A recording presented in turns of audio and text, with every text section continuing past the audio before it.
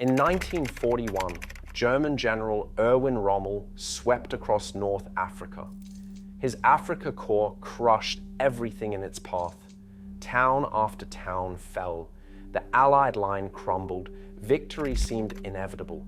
Then he reached a port called Tobruk. And for the first time in the war, the German advance stopped. Not because of the Americans, not because of superior numbers, but because of Australian soldiers who refused to break. This is a story about the most lethal Allied soldiers of World War II. And it is not who you think. When we measure military effectiveness, we usually count total casualties inflicted. By that measure, the largest armies always win. But there is another way to measure lethality. How many enemy soldiers did each individual soldier kill, wound, or capture? Call it battlefield efficiency, kill ratio per man. When we apply this lens to World War II, something remarkable emerges. Australian forces consistently achieved kill ratios that exceeded larger, better equipped armies, including the United States military. How is that possible? Australia in 1939 had a population of just 7 million people. The United States had 130 million. America could absorb losses and replace them with fresh troops. They could outproduce any enemy with their industrial base. Australia had none of these advantages. From that tiny population, they mobilized nearly 1 million personnel for military service, 14% of the entire nation in uniform.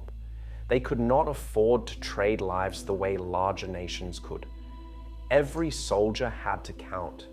This constraint created something unexpected. It created soldiers who were extraordinarily efficient at killing the enemy while staying alive themselves.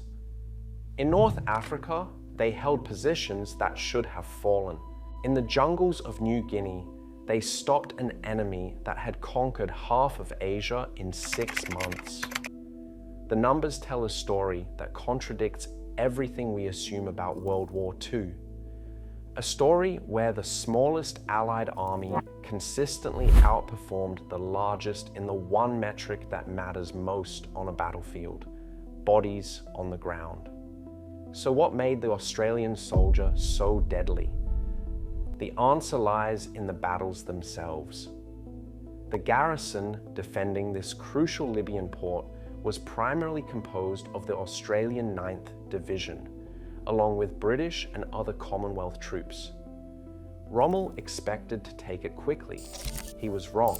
For 241 days, the Australians held Tobruk against repeated German and Italian assaults. They did not just defend. They launched aggressive night raids that terrorized Axis troops. They patrolled no man's land with such ferocity that the night belonged to them alone. German propaganda mocked them as rats, trapped in their holes. The Australians embraced the name. They became the rats of Tobruk, and they wore the insult as a badge of honor. The siege cost Australia approximately 3,000 casualties, but the defenders inflicted an estimated 8,000 Axis casualties while tying down forces that Rommel desperately needed elsewhere. That is a lethality ratio of nearly 3-to-1 against the Wehrmacht at the height of its power. More importantly, Tobruk represented the first time a German ground offensive had been halted and held for an extended period. While the Battle of Britain had stopped German expansion in the air and the Greek campaign had seen setbacks, no Allied force had yet withstood a sustained German siege and emerged unbroken. German war diaries from the Afrika Korps recorded growing frustration with Australian night raids. Officers noted that their troops became reluctant to venture beyond their positions after dark, never knowing when Australian patrols would strike. The hunters had become the hunted. The Australian contribution continued at El Alamein in late 1942. The Battle of El Alamein is often remembered as a British victory under Field Marshal Bernard Montgomery. And it was, but the Australians played a critical role that cost them dearly. While Montgomery prepared his main armoured breakout in the south, the Australian 9th Division attacked along the northern coastal sector. Their mission was to draw German reserves away from the primary thrust and threaten to cut off Axis forces near the coast. The fighting was savage. Over 12 days, the Australians launched repeated assaults against heavily fortified German and Italian positions. They suffered approximately 2,800 casualties, a significant portion of the division's strength. But the tactical result was devastating for the enemy. German reserves that should have stopped Montgomery's breakthrough were instead rushing north to contain the Australian threat. Axis units in the coastal sector were torn apart. Rommel's Afrika Korps never recovered. German prisoners expressed surprise at Australian methods. They had expected Commonwealth troops to fight cautiously, waiting for artillery and air support to soften positions before advancing.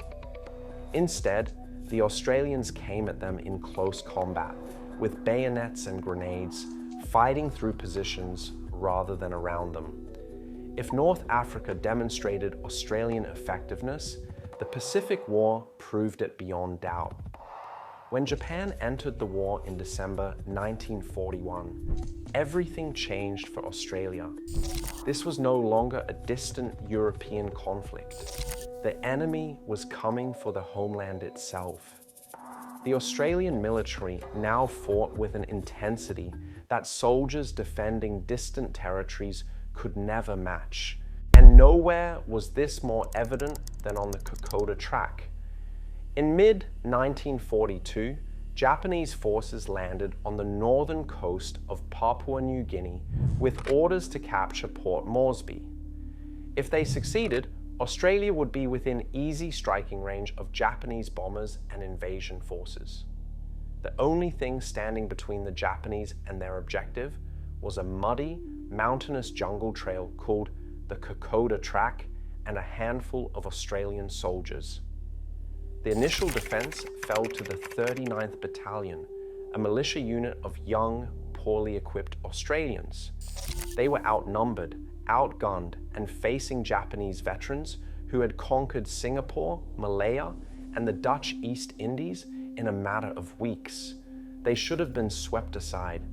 Instead, they fought a grinding withdrawal, trading space for time, bleeding the Japanese advance at every opportunity. When reinforcements arrived from the veteran 7th Division, men who had fought at Tobruk and Syria, the tide began to turn. The fighting along the Kokoda Track was nightmarish. The jungle swallowed men whole. Disease killed as many as bullets. Soldiers carried wounded mates for days through terrain that would break a man just to walk. But the Australians stopped the Japanese advance. Then they pushed them back.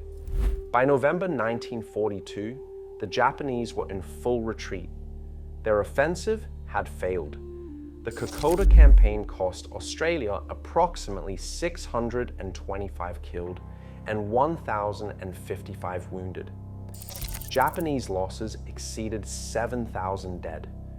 That is a casualty ratio of more than 4-to-1 in Australia's favor, achieved in some of the most difficult fighting conditions of the entire war. Around the same time as Kokoda, another Australian force was achieving a different kind of victory.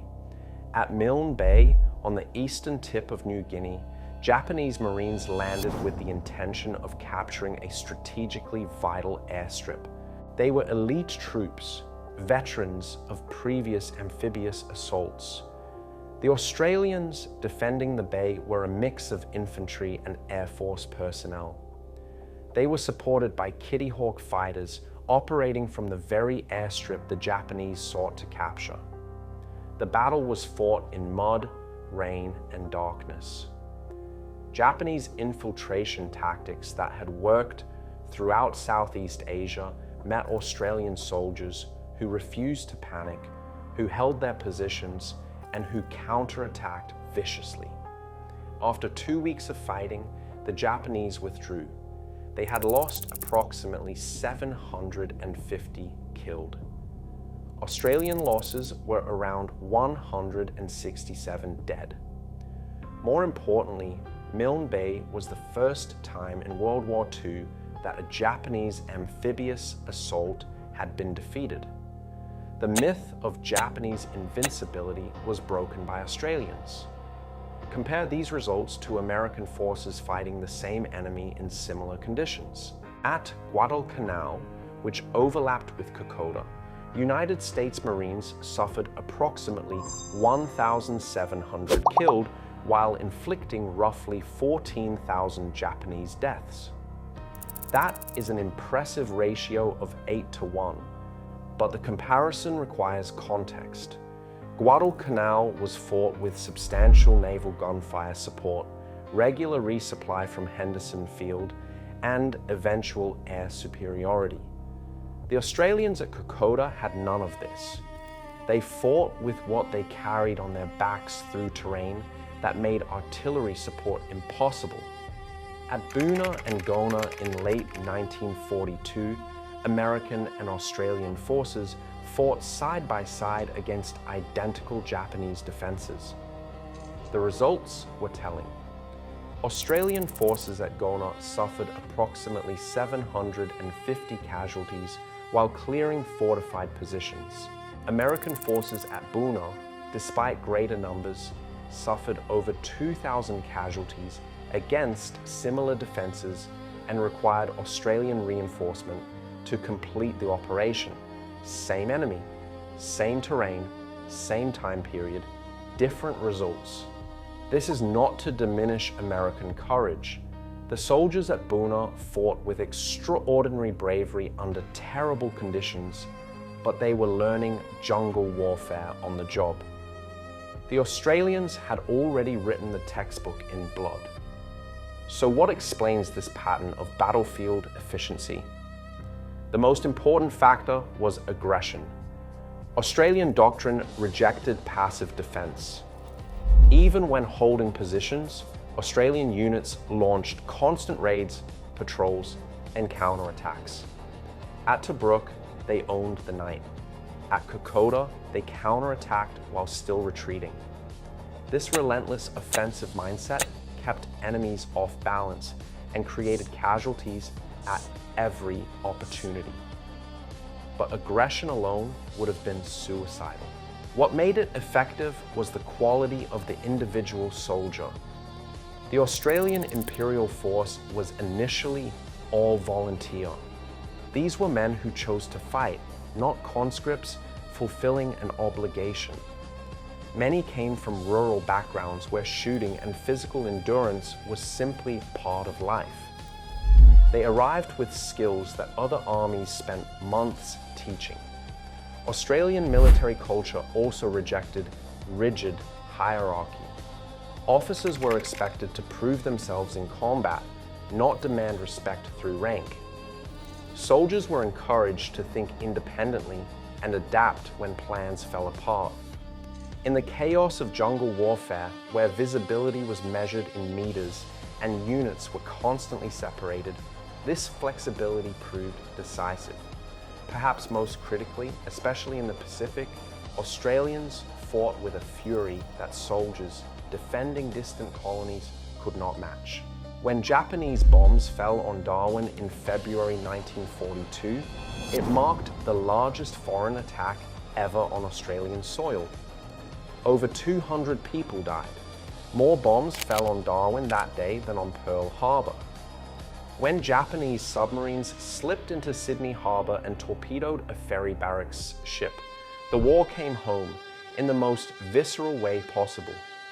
For Australian soldiers in New Guinea, the enemy was not an abstract threat. The enemy was just hours flying time from their families. That desperation created ferocity, and ferocity combined with skill, created lethality. The United States won World War II through industrial supremacy, overwhelming firepower, and the ability to project power across oceans. Their contribution was decisive, their sacrifices real in every major theater. But the American military fought a different kind of war. With greater resources came a different doctrine. Why send infantry into a fortified position when bombers could flatten it first? Why accept casualties when reinforcements were always available? Australian forces had no such luxury. They developed tactics that maximized infantry effectiveness because they had no alternative.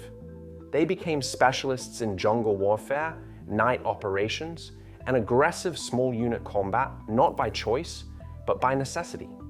And when we measure the results by individual soldier rather than total force, the numbers speak clearly.